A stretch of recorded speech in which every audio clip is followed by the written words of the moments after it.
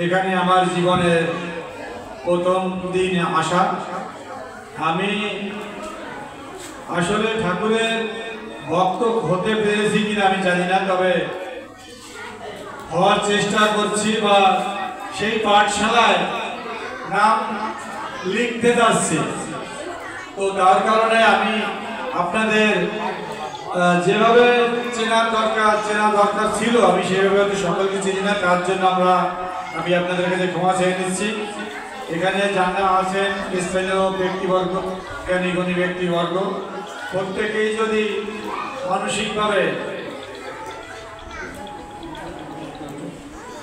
মানসিকভাবে আপনারা এই স্কুলটাকে ধরে রাখার চেষ্টা করেন, তাহলে আপনাদের দেখে আরো আশেপাশে ছাত্রছাত্রী যারা আছেন তারাও এখানে আসবে এবং আশেপাশেও শ্রী শ্রী লীলামৃত স্কুলের আলোকে আলোকিত হবে। আমাদের সকলের মধ্যে কিন্তু একটা আলো আছে। এখানে ছোট ছোট যারা বাচ্চা আছে এদের মধ্যে আলোর গতি এত বেশি, লেজার, এখন ডিজিটাল ভাষায় বলে লেজার রশ্মি। আমরা যারা 40-এর উপরে চলে যাচ্ছি, আমাদের মধ্যে কিন্তু সেই আলোটা আস্তে আস্তে কিন্তু কমতে শুরু করেছে। তো একটা টর্চ লাইট যদি আপনি অন করেন, সেটা দিয়ে কিন্তু একটা আলো বের হয়। টর্চ লাইটের ভিতরে একটা পাওয়ার দিতে হয়, ব্যাটারি। আপনার আলো জ্বালিয়ে যদি আলোর সামনে হাত দিয়ে রাখেন, তাহলে আলো কিন্তু প্রকাশিত হবে না। তো আমরা আমাদের চিন্তা ভাবনা, আমার কথা আমি বলতেছি এবং আমার কর্তৃপক্ষ যারা আছেন তাদেরও সেই চিন্তা ভাবনা। আমরা লীলামৃতের আলোকে ঠাকুরের গুণকীর্তন, ধর্মীয় আলো ছড়িয়ে দিতে চাই। আর এর সঙ্গে আমরা আগামী ভবিষ্যৎ যারা ছোট ছোট বাচ্চা আছে এদের দিয়ে আমরা ঠাকুরের কথা, ঠাকুরের গুণকীর্তন বিশ্বের দরবারে ছড়িয়ে দেব। তো আমরা 8ই আগস্ট শুক্রবার খুলনা ডুমুরিয়া ওইদিকে 10টা স্কুল উদ্বোধন করতে সক্ষম হয়েছি। আমার মনে হয়েছে ঠাকুর আমাদের পরীক্ষা নিচ্ছে। আমরা যখন বাড়ি থেকে গাড়িতে উঠলাম তখন বৃষ্টি, খুলনা ডুমুরিয়া গিয়ে একটা বাড়িতে, ঠাকুরের একটা মতো ভক্ত বাড়িতে গিয়ে নামলাম, বৃষ্টির মধ্যে নেমে হাঁটতে হাঁটতে মন্দিরে গিয়ে উঠলাম, তখনও বৃষ্টি।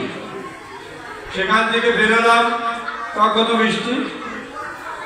তো সব থেকে আসার কথা এবং এটা ভালো লাগার কথা, আমরা 12টার কিছু আগে রাজবাগ একটা মন্দিরে গিয়ে উপস্থিত হলাম, রাত 12টায়। তো গিয়ে দেখলাম সেখানে 25-30 জন মা বাবারা বসে আছেন। তো তারাও পরীক্ষা দিচ্ছে, আমরা কখন আসবো। তারাও কিন্তু পরীক্ষা দিচ্ছে। ঠাকুর কি পরীক্ষা নিচ্ছে আমাদের তা জানি না। তো সেখান থেকে আমাদের বেরোতে 1টার কাছাকাছি যখন বাজে তখন আমরা বেরোলাম। আর এই যে ছোট ছোট বাচ্চাগুলো আপনার মাদারীপুর কালকিনি রমজানপুর থেকে যারা এসেছে, এরা ঠাকুর বাড়ি থেকে 3টের সময় রওনা দিল। আমি জানি না, পরে ফোন করে দেখিনি এরা কয়টার সময় গিয়ে পৌঁছেছিল। তো যাই হোক, আপনারা ঠাকুরের কাছে প্রার্থনা করবেন, যারা যেখান থেকে প্রথম শুভ সূচনা হলো লীলামৃত স্কুলের, মাদারীপুর কালকিনি রমজানপুর গ্রাম রতন মণ্ডলের ওনার বাড়ি থেকে, তাদের জন্য প্রার্থনা করবেন। ঠাকুর যে মন দিয়ে তাদের ঘর থেকে বের করেছে, ঠাকুরের ভক্তে বাড়ি বাড়ি ঘরে ধরে ঠাকুরের কথা, ঠাকুরের বাণী সকলের কানে পৌঁছে দেওয়ার জন্য ঠাকুর যেন তাদের এই মনটা রাখেন। তো আমাদের মুখ্য উদ্দেশ্য লীলামৃতের কথা আমরা লীলামৃত স্কুলের মাধ্যমে ভবিষ্যৎ 20 বছর বা 10 বছর পরে বিশ্বের দরবারে ছড়িয়ে দেব। আর আজকে এখন থেকে এদের একটা ধর্মীয় চাদরে, ধর্মীয় বেষ্টনীতে আমরা নিয়ে আসতে চাই। তার জন্য প্রধান এবং প্রথম পরিবার দরকার। একটা বাচ্চা তার মা বাবার যদি সহযোগিতা